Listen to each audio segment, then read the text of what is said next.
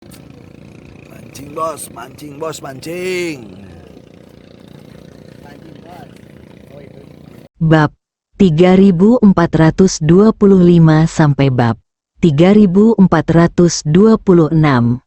Li Yuhan berdiri di puncak tangga, tangannya masih di udara, wajahnya penuh keterkejutan dan ketidakpercayaan. Baru saja, dalam kepanikannya, dia secara tidak sengaja mendorong Liu Mei, menyebabkan dia kehilangan keseimbangan dan jatuh dari tangga.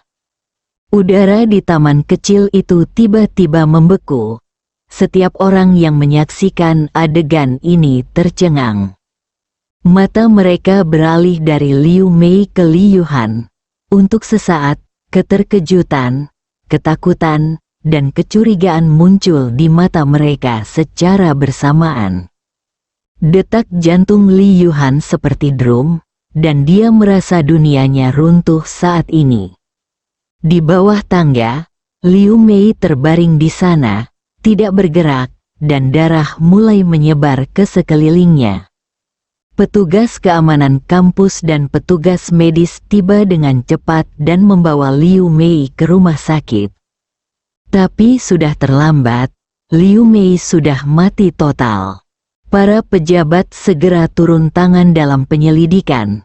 Karena seriusnya insiden tersebut, mereka mengendalikan Li Yuhan dan menunggu hasil penyelidikan lebih lanjut. Berita dengan cepat menyebar ke seluruh kampus. Dan ketika Ye Chong kembali dari gunung belakang dan mendengar tentang kejadian ini, dia tidak bisa menahan diri untuk tidak mengerutkan kening. Dia tidak menyangka sesuatu akan terjadi setelah dia keluar dalam waktu sesingkat itu. Ye Chong tidak ragu-ragu dan segera bergegas menuju tempat Li Yuhan berada. Dia melihat Li Yuhan sendirian, di penjara di bangku yang dingin, dengan air mata di wajahnya dan penyesalan serta ketakutan di matanya. Li Yuhan, Ye Chong berjalan mendekat. Apakah kamu baik-baik saja? Li Yuhan mengangkat kepalanya dan melihat Ye Chong. Air matanya kembali mengalir. Guru Ye, aku tidak bermaksud begitu. Aku benar-benar tidak bermaksud begitu. Tahu ini akan terjadi. Sesuatu seperti ini. Ye Chong duduk di sebelahnya dan menghibur dengan lembut. Jangan khawatir. Ini bukan salahmu. Kamu hanya bertindak untuk membela diri. Ini bukan salahmu. Ini salahmu. Mereka menindasmu lebih dulu. Li Yuhan mengangguk. Yang mengejutkannya, kata-kata Ye Chong sepertinya memiliki semacam kekuatan.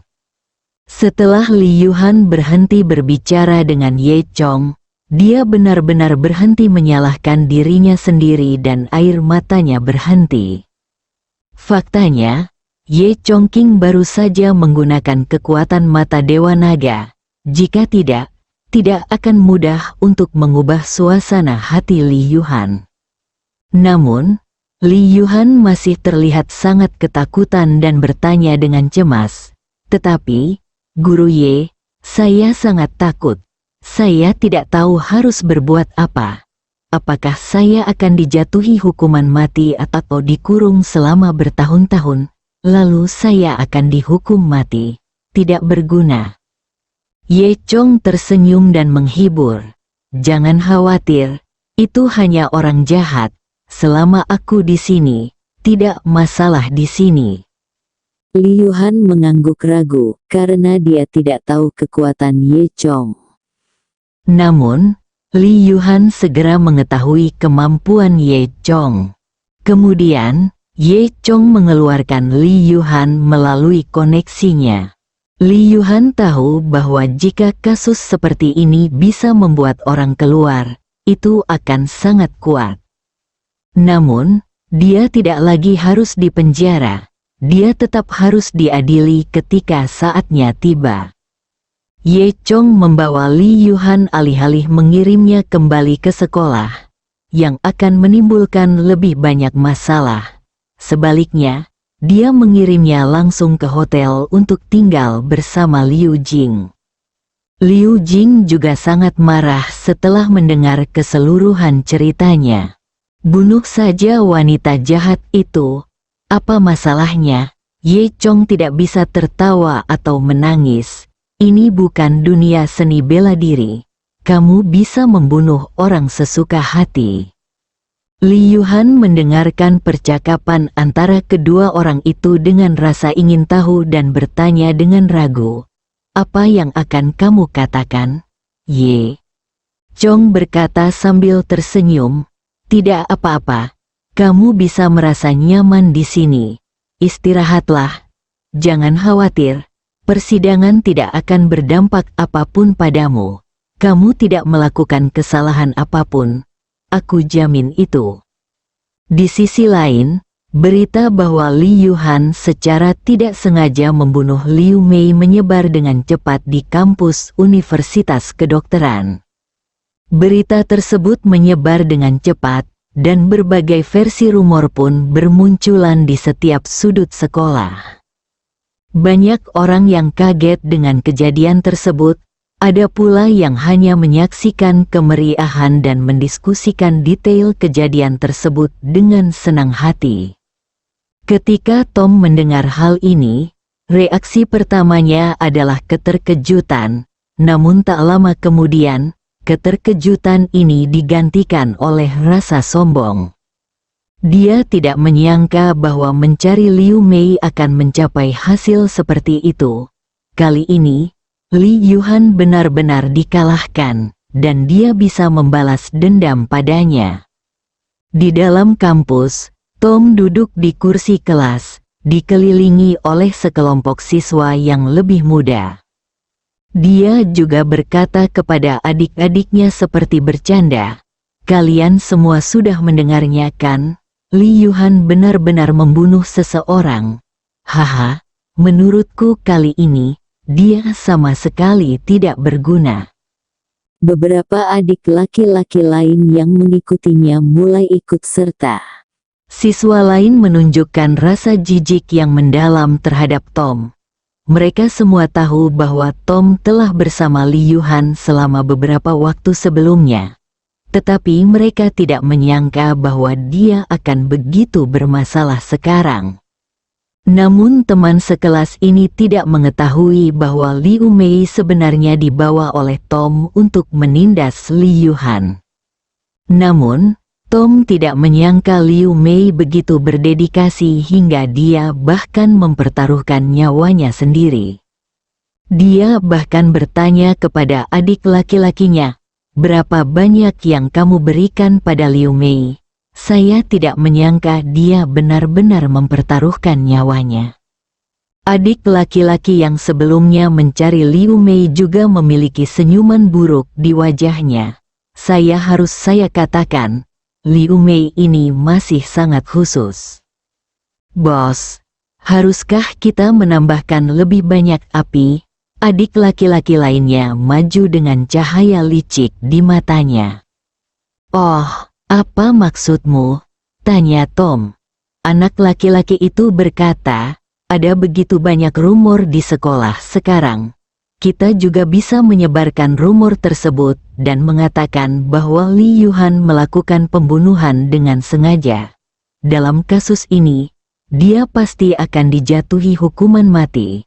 Setidaknya tanpa batas waktu, dan masyarakat akan melakukannya. Juga tegur dia.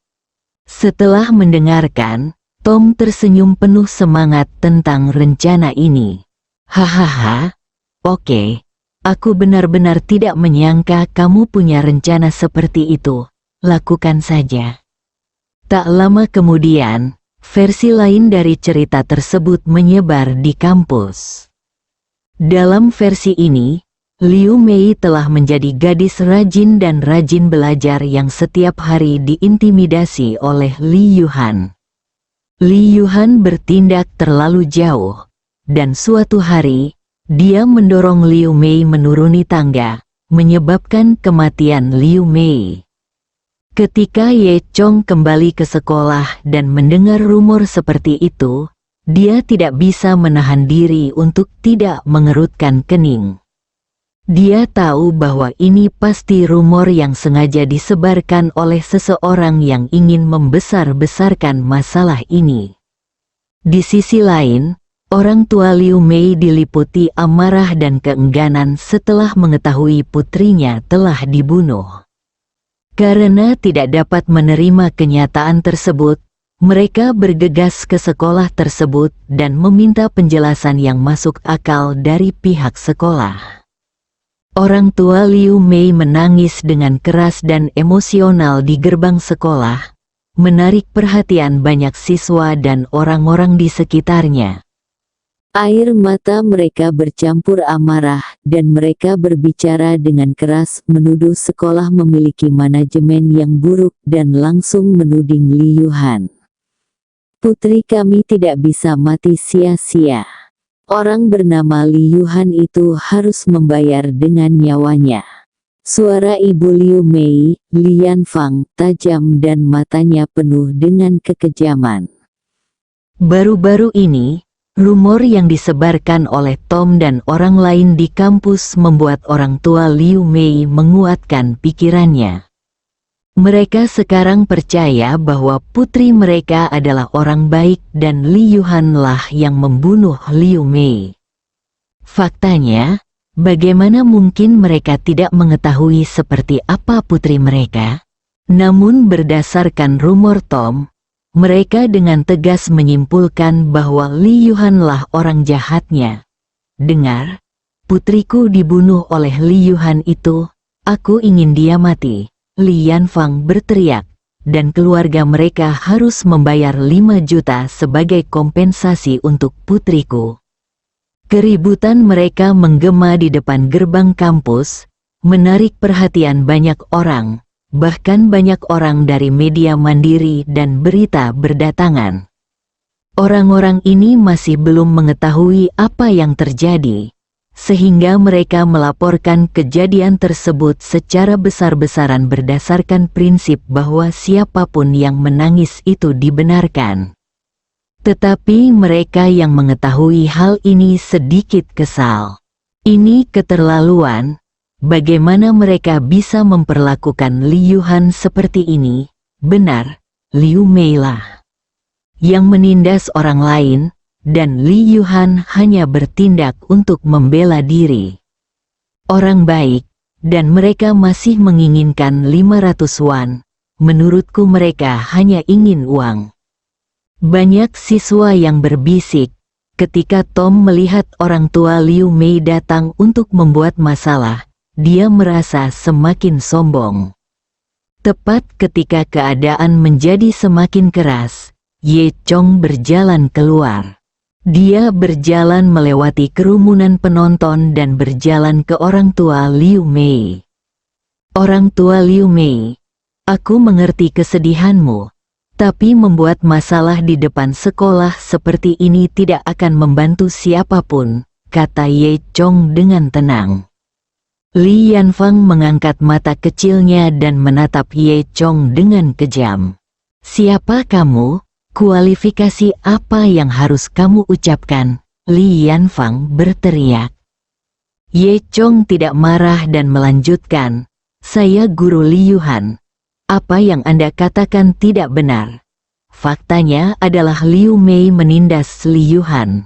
Ketika Li Yuhan melawan, dia secara tidak sengaja mendorong Liu Mei menuruni tangga. Li Yuhan bertindak untuk membela diri. Jika dia tidak melawan, dia akan didorong oleh Liu Mei, yang menindasnya. Apa yang dikatakan Ye Chong membuat orang tua Liu Mei marah. Kamu kentut, teriak Li Yanfang. Pada saat ini, Tom juga berdiri, paman dan bibi. Jangan dengarkan omong kosong orang ini. Tom berkata dengan keras. Suaranya penuh dengan kemarahan. Semua orang tahu bahwa ada sesuatu yang tidak adil antara Ye Chong dan Li Yuhan. Mereka sedang menjalin hubungan guru-murid. Setelah mendengar kata-kata Tom, orang tua Liu Mei memiliki sedikit keraguan di mata mereka. tetapi dengan cepat digantikan oleh kemarahan. Mereka merasa perkataan Ye Chong tidak lagi dapat dipercaya, dan teguran mereka terhadap Ye Chong menjadi lebih keras. Oke, menurutku kamu terlihat seperti manusia. Kamu munafik, ternyata kamu menutupi Li Yuhan. Li Yanfang berteriak. Kalian berdua sepatu lusuh bukanlah hal yang baik. Tom, kamu berbicara omong kosong. Ini semua hanyalah rumor. Sekarang kamu harus bertanggung jawab atas apa yang kamu katakan. Siapa yang berbicara omong kosong? Kamu terlibat dalam cinta guru murid. Semua orang tahu bahwa kamu hanya berpikir sekarang lindungi Li Yuhan, kata Tom. Ye Chong mendengus dingin. Oke, karena kamu bilang begitu, maka kamu harus memberikan bukti. Jika kamu tidak punya bukti, jangan bicara omong kosong di sini. Tom mencibir. Dia bersikeras pada pernyataannya dan mengejek Ye Chong. Guru Ye, apakah kamu berani mengatakan bahwa ketika Liu Mei menindas Li Yuhan, bukankah kamu membela dia? Kamu juga mengatakan bahwa kamu akan selalu melindunginya. Semua orang di sekolah tahu tentang ini. Ye Chong mengangguk, suaranya dengan tenang namun tegas. Ya, Anda juga mendengarnya. Liu Mei lah yang menindas Li Yuhan, dan ini bukan pertama kalinya. Kata-kata ini keluar dari mulutnya. Tahukah Anda sekarang, orang tua? Saat ini, kedua orang itu terlihat sedikit malu. Ye Chong melanjutkan, murid saya diintimidasi, dan sebagai seorang guru, tentu saja saya harus turun tangan untuk menghentikannya. Ini juga merupakan tanggung jawab saya untuk selalu melindunginya. Bukan hanya dia, tetapi siswa manapun, saya akan mengatakan ini. Oke, siswa lain yang hadir mengangguk dan bertepuk tangan. Apa yang dikatakan Tom sebenarnya membenarkan pernyataan Ye Chong. Baru pada saat itulah Tom menyadari bahwa dia telah dibodohi. Wajahnya menjadi sangat jelek, tapi dia tetap menolak menyerah. Meski begitu, itu tidak membuktikan bahwa Li Yuhan tidak bertanggung jawab, kata Tom dengan marah. Benar, putriku sudah meninggal. Sekarang aku bertanya apakah dia menindas orang lain. Apakah kamu masih memiliki rasa kemanusiaan? Ye Chong mendengus, ini bukan pertanyaan tentang kemanusiaan saya. Dan Anda tidak harus berpegang pada moral yang tinggi untuk mewujudkan sesuatu. Saya akan memberitahu Anda bahwa karena Liu Mei menindas orang lain, Li Yuhan membunuh Liu Mei dari pembelaan diri. Ini pembelaan diri. Merasakan sikap keras Ye Chong, orang tua Liu Mei merasa sedikit lemah. Namun, Li Yanfang masih berteriak keras, saya tidak peduli, Anda harus membayar nyawa Anda harus membayarnya. Ye Chong tidak mau repot-repot mengatakan lebih banyak kepada mereka. Oke, kalau begitu ayo tunggu sampai jumpa di persidangan. Sekarang kalian boleh pergi atau aku akan mencari seseorang untuk mengantarmu pergi. Oke, aku pasti akan mencari pengacara terbaik dan membuatnya membayarnya, teriak Li Yanfang. Belakangan, orang tua Liu Mei pergi. Ye Chong menatap Tom dengan dingin. Tom menunduk dan tidak berani berbicara. Oke, ayo kita bubar, kata Ye Chong. Dan setelah mengatakan itu, dia berbalik dan pergi. Kemudian pada hari itu, ayah Li Yuhan, Li Fengzhu, bergegas ke Universitas Kedokteran dan menemukan Ye Chong. Tuan Ye, apa yang harus saya lakukan?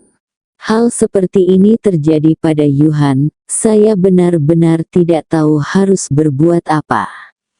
Li Fengzu juga merupakan sosok yang kuat pada awalnya, tetapi saat ini dia bingung karena dia kekurangan. Saya mendengar bahwa orang tua Liu Mei meminta kompensasi sebesar 5 juta. Saya berpikir, bisakah kita membayar lebih banyak uang agar pihak lain tidak lagi melanjutkan kasus ini? Saya tidak peduli berapa biayanya. Idenya sendiri, tangannya tergenggam dengan gugup. Ye Chong menggelengkan kepalanya dan berkata dengan tenang, ini bukan masalah uang. Jika kita membayar kompensasi, itu sama dengan mengakui bahwa Yuhan bertanggung jawab. Ini tidak adil bagi Yuhan dan juga akan membawa konsekuensi pada kehidupannya di masa depan. Psikologis bayangan. Li Fengzu tertegun. Dia tidak terlalu memikirkannya. Dia hanya ingin menggunakan uang untuk menyelesaikan masalah. Ini juga merupakan solusi terbaik yang dapat dimiliki kebanyakan orang awam ketika menghadapi situasi ini. Namun, Ye Chong bukan orang biasa. Dia bisa menyelesaikan masalah ini dengan lebih baik. Lalu apa yang harus kita lakukan, Tuan Ye? Saya benar-benar tidak ingin Yuhan hancur dalam hidup ini. Li Fengzu berkata dengan nada memohon. Ye Chong berkata, Bos Li, jangan khawatir, serahkan masalah ini padaku. Saya jamin tidak akan terjadi apa-apa pada Yuhan. Li Fengzu memandang Ye Chong. Meskipun hatinya masih penuh kekhawatiran, dia juga tidak merasakan apa-apa terjadi pada Yuhan. Rush dengan percaya diri. Dia tahu bahwa Ye Chong adalah orang yang cakap, dan mungkin dia benar-benar bisa membantu Li Yuhan mengatasi kesulitannya. Tuan Ye, kalau begitu, semuanya tergantung pada Anda. Li Fengzu berkata dengan penuh terima kasih. Ye Chong mengangguk. Jangan khawatir. Masih ada 3 hari sebelum sidang. Anda kembali dan menunggu. Dan saya masih memiliki beberapa hal yang harus dilakukan. Apakah ada yang harus dilakukan? Apakah ini tentang Yuhan? Kami dapat membantu, kata Li Fengzu. Ye Chong menggelengkan kepalanya. Ini bukan tentang Yuhan. Ini tentang aku dan keluarga Zhao. Bersambung.